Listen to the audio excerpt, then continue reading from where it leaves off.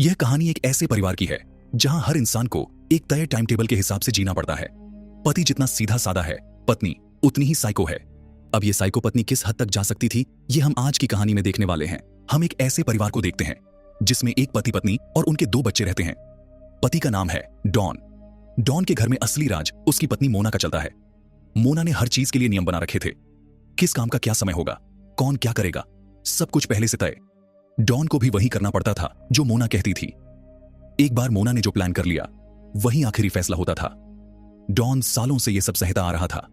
बच्चों के साथ भी मोना का बर्ताव बिल्कुल वैसा ही था। उसका मानना था कि उसके बच्चे हर चीज में जीतेंगे, उन्हें हारने के बारे में सोचने की भी इजाजत नहीं थी। इन सब बातों की वजह से डॉन हमेशा परेशान रहता था, लेकिन वह जानता था कि वह अपनी पत्नी के सामने न बोल सकता है, न ही उसके खिलाफ कुछ करने की हिम्मत रखता है। यहां तक कि मोना ने यह भी तय कर रखा था कि डॉन कब उसके करीब आ सकता है। मोना अक्सर डॉन से कहती थी, जो मैंने कहा है वही होगा और वही रहेगा। डॉन अपना ज्यादातर समय अपनी फर्नीचर की दुकान में बिताता था, लेकिन सच्चाई यह थी कि उस दुकान के लिए पैसे मोना के पिता ने दिए थे। कागजों में दुकान की असली मालकिन मोना ही थी, लेकिन उसने कभी यह बात जाहिर नहीं की। इसी वजह से बाहर की दुनिया में सभी लोग डॉन को ही दुकान का मालिक समझते थे। एक दिन डॉन अपनी दुकान के बाहर एक बोर्ड लगाता है कि उसे एक कर्मचारी की जरूरत है। तभी वहां एक लड़की आती है जिसका नाम डस्टी है। वह बेहद खूबसूरत होती है। डॉन जैसे ही उसे पहली बार देखता है उसी पल उसे उससे प्यार हो जाता है। डॉन डस्टी को नौकरी पर रख लेता है, लेकिन उसके दिमाग में अब सिर्फ काम नहीं चल रहा होता। वह डस्टी के साथ रिश्ता बनाने के सपने देखने लगता है। इसी दौरान डॉन का एक दोस्त आता है और डस्टी के बारे में बात करता है। वह कहता है, यार ये लड़की तो बहुत खूबसूरत है। डॉन दिखावे के लिए कहता है, क्या बकवास कर रहा है। दोस्त हंसते हुए कहता है, दिन भर काम और फिर पत्नियों की बातें सुनना, दिमाग फ्रेश करने के लिए कुछ तो चाहिए। अगर डस्टी यहां काम करेगी तो हम दोनों मजे भी करेंगे और काम भी अच्छे से होगा। इसी समय कहानी में एक और सीन दिखाया जाता है जहां एक आदमी किसी को बेरहमी से पीट रहा होता है। तभी वह आदमी टीवी पर डॉन का इंटरव्यू देखता है, जिसमें डॉन अपने घर, परिवार और लाइफस्टाइल के बारे में बता रहा होता है। वह आदमी असल में एक गैंग लीडर होता है जो अमीर लोगों को निशाना बनाकर लूटता था। डॉन का इंटरव्यू देखकर वह अपने सारे आदमियों को डॉन के पीछे लगा देता है, लेकिन डॉन को जरा भी अंदाजा नहीं होता कि कोई उसका पीछा कर रहा है। डॉन अपनी रोजमर्रा की जिंदगी में बिजी रहता है, घर, दुकान और अब डस्टी। वह धीरे धीरे डस्टी पर ज्यादा ध्यान देने लगता है और उसके साथ एक अलग रिश्ता बना लेता है। डस्टी भी समझ जाती है कि डॉन उसे पसंद करता है और दोनों फिजिकल भी हो जाते हैं। इधर मोना डॉन के करीब आने की कोशिश करती है, लेकिन डॉन अब डस्टी के साथ ज्यादा खुश रहने लगा था, इसलिए वह मोना को मना कर देता है। डॉन को लगता है कि सब कुछ उसकी मर्जी के मुताबिक चल रहा है। एक दिन डॉन के घर पार्टी होती है और डस्टी भी वहां आती है। पार्टी के दौरान डस्टी डॉन को एक खबर देती है, वह प्रेग्नेंट है। यह सुनकर डॉन के होश उड़ जाते हैं। वह डस्टी से कहता है, कुछ करो, ऑपरेशन करा लो, यह सब खत्म कर दो। लेकिन डस्टी साफ मना कर देती है। वह कहती है, नहीं, मैं इस बच्चे को रखना चाहती हूं। अब डॉन को समझ आ जाता है कि उसकी मुश्किलें बढ़ने वाली हैं। वह अपने दोस्त के पास जाता है और उसे सब कुछ बता देता है। दोस्त कहता है, पैसे देकर उसे चुप करा दे, मुझे लगता है वो आगे चलकर तुझे ब्लैकमेल करेगी। मेरे हिसाब से डस्टी एक डीले कैरेक्टर की लड़की है। इसी बीच डस्टी एक जगह जाती है और वहां उसी आदमी से मिलती है जो पहले किसी को पीट रहा था। यही खुलासा होता है कि डस्टी उसी गैंग का हिस्सा है। गैंग का तरीका था, किसी अमीर आदमी को फंसाओ, फिर उससे पैसे ऐंठो। लेकिन इस बार मामला अलग था। डस्टी सच में डॉन को पसंद करने लगी थी। अगले दिन जब डस्टी दुकान आती है तो डॉन उसे $13,000 देता है और कहता है, मेरे बच्चे हैं, मुझे छोड़ दो। डस्टी रोने लगती है और कहती है, तुम मुझे क्या समझते हो, कोई भिखारन? मैं तुम्हारे साथ रहना चाहती थी, लेकिन अगर तुम्हें यही चाहिए तो ठीक है। वह पैसे लेकर चली जाती है। गैंग लीडर पैसे देखकर गुस्सा हो जाता है और कहता है, इतने कम पैसे? तुझे जल्दी ही उससे $25,000 और लाने होंगे।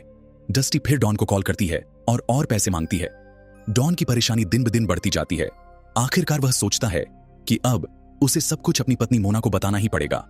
डॉन डरते डरते मोना को सारी सच्चाई बता देता है। सब सुनने के बाद मोना पहले बिल्कुल शांत रहती है। वह बिस्तर पर बैठकर एक एल्बम उठाती है, जैसे उसे किसी चीज की परवाह ही ना हो। यही देखकर डॉन और भी डर जाता है। फिर मोना बोलती है, क्या तुम अब भी उस लड़की से प्यार करते हो? डॉन कहता है, नहीं, मैं सिर्फ तुमसे और बच्चों से प्यार करता हूं। तभी मोना अपना असली रूप दिखाती है। वह डॉन को याद दिलाती है कि जो कुछ भी उसके पास है सब उसी की वजह से है। फिर वह कहती है, ठीक है, मेरे पास एक आइडिया है, उस लड़की को फोन करो और पूछो कि उसे क्या चाहिए। डॉन कॉल करता है। डस्टी कहती है, मुझे $20,000 और चाहिए, इसके बाद डॉन कॉल काट देता है। मोना डॉन से कहती है, देखो ये लड़की तुम्हें कभी छोड़ने वाली नहीं है। अब तुम्हारे पास सिर्फ 2 रास्ते हैं, या तो उसे मार दो, या अगर तुम ये नहीं कर सकते तो मुझसे तलाक ले लो। लेकिन तलाक लिया तो तुम्हारे पास कुछ नहीं बचेगा, न पैसा न बच्चे। ये सुनकर डॉन बुरी तरह उलझ जाता है, क्योंकि वो किसी को मारना नहीं चाहता था। लेकिन मोना उसे लगातार परेशान करती रहती है कि अब वो क्या करेगा। एक दिन मोना उसके ऑफिस आती है और उसे एक दवा देती है। वो कहती है, ये दवा डस्टी को दे देना, आज रात वो तुमसे पैसे लेने आने वाली है। डॉन डर जाता है, लेकिन मजबूरी में वो दवा लेकर डस्टी से मिलने चला जाता है। वो दवा को ड्रिंक में मिलाकर डस्टी को दे देता है। जैसे ही डस्टी वो ड्रिंक पीती है, उसे चक्कर आने लगता है और वो बेहोश हो जाती है। तभी मोना वहां आ जाती है और कहती है, डॉन इसे उठाओ और घर ले चलो। डॉन मोना की बात मानकर डस्टी को घर ले आता है, लेकिन डस्टी अभी पूरी तरह बेहोश नहीं थी। डॉन को डर लग रहा था कि उसकी पत्नी आखिर करने क्या वाली है। फिर मोना डॉन से कहती है, जाओ हथौड़ा लेकर आओ। डॉन हथौड़ा लेकर आता है तो मोना कहती है, अब इसे मारो ताकि ये पूरी तरह बेहोश हो जाए। डॉन मना कर देता है, नहीं मैं ऐसा नहीं कर सकता। मोना गुस्से में कहती है, आखिरकार तुम इसी के साथ अफेयर कर रहे थे, तुम्हें यह करना ही होगा। लेकिन डॉन नहीं कर पाता। तब मोना खुद हथौड़ा उठाती है और डस्टी के सिर पर वार कर देती है। डस्टी पहले ही मर चुकी थी, लेकिन मोना को इससे भी संतोष नहीं हुआ।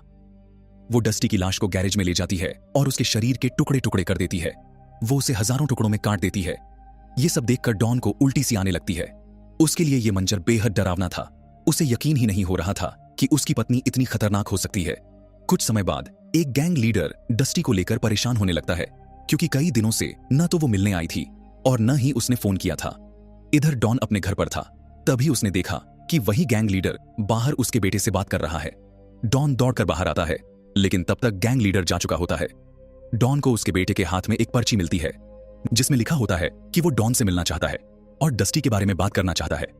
ये पढ़कर डॉन घबरा जाता है, लेकिन उसे पता था कि अब मुलाकात टालना मुमकिन नहीं है। रात को वो क्लब जाता है और गैंग लीडर से मिलता है। गैंग लीडर डस्टी के बारे में पूछता है। डॉन झूठ बोलता है, वो उस रात मुझसे पैसे लेने आई थी, मैंने पैसे दे दिए, उसके बाद मुझे नहीं पता वो कहां गई। ये सुनकर गैंग लीडर और उसके साथी डस्टी के बारे में बुरा भला बोलने लगते हैं। वो कहते हैं, वो बहुत चालाक लड़की थी, पैसे मिलते ही अपना असली चेहरा दिखा दिया। फिर गैंग लीडर कहता है, डॉन डस्टी पैसे लेकर भाग गई है, अब तुम्हें हमें पैसे देने होंगे। डॉन घर आकर ये सब मोना को बताता है।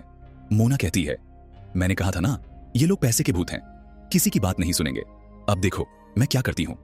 वो कहती है, मुझे पता है डस्टी की लाश कहां है, मैं उसे गैंग के घर में रख दूंगी और उन पर ही मर्डर का इल्जाम आ जाएगा, फिर हम सब बच जाएंगे। वो वैसा ही करती है। मोना गैंग लीडर के घर जाती है और डस्टी के शरीर के टुकड़े फ्रिज में भर देती है। उसी वक्त गैंग लीडर का एक साथी वहां एक लड़की के साथ आ जाता है। उसे शक होने लगता है कि घर में कोई है। मोना समझ जाती है कि अगर वो पकड़ी गई तो फंस जाएगी। वो किचन से चाकू उठाती है और पीछे से उस आदमी पर हमला कर देती है। वो घायल हालत में जिंदा रहता है और अपने लीडर को फोन करके सब बता देता है। उधर मोना बाहर निकलकर पुलिस को फोन करती है और कहती है कि गैंग लीडर के घर कुछ गड़बड़ है। कुछ देर बाद गैंग लीडर घर पहुंचता है। वहां उसे अपने साथी की लाश मिलती है। फिर जब वो फ्रिज खोलता है तो अंदर डस्टी की कटी फटी लाश देखकर उसके होश उड़ जाते हैं। तभी पुलिस बाहर पहुंच जाती है और उसे बाहर आने को कहती है। डर के मारे वो फायरिंग शुरू कर देता है और पुलिस उसे मार गिराती है। कुछ दूरी से एक और गैंग मेंबर भाग निकलता है। अब डॉन पूरी तरह टूट चुका था। एक दिन वो मोना से पूछता है, तुमने ये सब कैसे किया? लाश के टुकड़े करते वक्त तुम्हारा दिल नहीं कांपा? ये सुनते ही मोना अजीब तरह से हंसने लगती है और कहती है, मैं बिल्कुल ठीक हूं, दोबारा मुझसे ऐसा सवाल मत पूछना। अगर पूछा तो तुम्हारे साथ भी वही करूंगी जो डस्टी के साथ किया। तब डॉन समझ जाता है कि अब वो मोना से कभी अलग नहीं हो सकता। अगर उसने उसे छोड़ा तो अगला नंबर उसी का होगा। अगले दिन पुलिस डॉन के घर आती है और बताती है कि डस्टी के कातिल पकड़े जा चुके हैं, लेकिन गैंग लीडर अभी भी लापता है। वो कहती है, डस्टी आपकी कर्मचारी थी और रात को आपकी दुकान पर आती थी। डॉन डरते हुए सच मान लेता है और कहता है, हां मेरा उसके साथ अफेयर था, प्लीज मेरी पत्नी को मत बताइए। तभी मोना वहां आती है, हाथ में पड़ोसी का कुत्ता पकड़े हुए, जो गलती से उनके घर चला गया था। मोना पड़ोसी का कुत्ता उसके मालिक को लौटा देती है और हंसते हुए कहती है, अगर ये कुत्ता दोबारा हमारे घर आया तो मैं इसके भी टुकड़े टुकड़े कर दूंगी। ये सुनकर सब लोग हंसने लगते हैं, क्योंकि उन्हें लगता है कि वो मजाक कर रही है। कुछ दिन बाद डॉन की बेटी की बर्थडे पार्टी होती है। घर में बहुत मजा चल रहा होता है, सब लोग खुश होते हैं। डॉन अंदर जाता है और जैसे ही फ्रिज खोलता है उसके होश उड़ जाते हैं।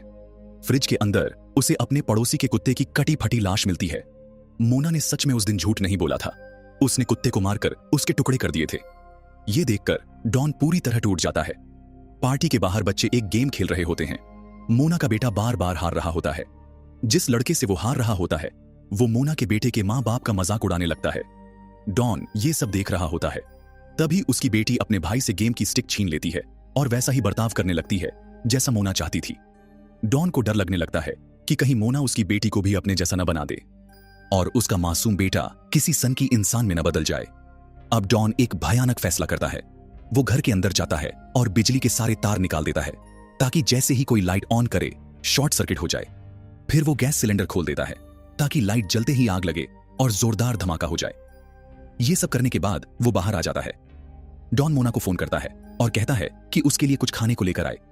मोना घर के अंदर जाती है। डॉन बाहर निकल जाता है क्योंकि उसे पता होता है कि अब क्या होने वाला है। जैसे ही मोना लाइट का बटन दबाती है घर में जोरदार धमाका होता है। उसी धमाके में मोना मर जाती है, ठीक वैसे ही जैसे डॉन ने प्लान किया था। वक्त बीतता है। अब हम देखते हैं कि डॉन अपने बच्चों के साथ एक आलीशान महल में रह रहा है। अब वो पहले से ज्यादा अमीर हो चुका है क्योंकि पत्नी की मौत के बाद उसे बहुत सारा इंश्योरेंस का पैसा मिल चुका होता है। सब खुश होते हैं क्योंकि अब किसी टाइम टेबल के हिसाब से जिंदगी नहीं जीनी पड़ती। डॉन ने अपने बच्चों की जिंदगी भी आजाद कर दी थी और अपनी भी। वो अपने बच्चों के साथ गाड़ी चला रहा होता है, लेकिन तभी हम देखते हैं कि वही गैंग लीडर मोटरसाइकिल पर उनका पीछा कर रहा है। उसे अब सब कुछ पता चल चुका होता है कि डस्टी को डॉन और उसकी पत्नी ने मिलकर मारा था। वो डॉन की गाड़ी पर फायरिंग करता है। गोली चलने की आवाज के साथ ऐसा लगता है कि डॉन मारा जा चुका है, लेकिन स्क्रीन पर साफ नहीं दिखाया जाता। यह कहानी थी एक साइको पत्नी की जो पागल थी लेकिन डॉन से प्यार भी करती थी। वो उसे इसलिए धमकाती थी कि अगर उसने उसे छोड़ा तो वो उसे भी मार डालेगी। लेकिन मोना एक जगह गलत थी। कोई भी इंसान ऐसी जिंदगी नहीं जी सकता जैसी जिंदगी मोना ने डॉन को दी थी। डॉन ने भी मोना के साथ गलत किया, उसे मारकर, लेकिन आखिर में उसने अपनी जान भी गंवा दी। इसीलिए कहा जाता है जैसा करोगे वैसा भरोगे। यहीं इस फिल्म की कहानी खत्म होती है।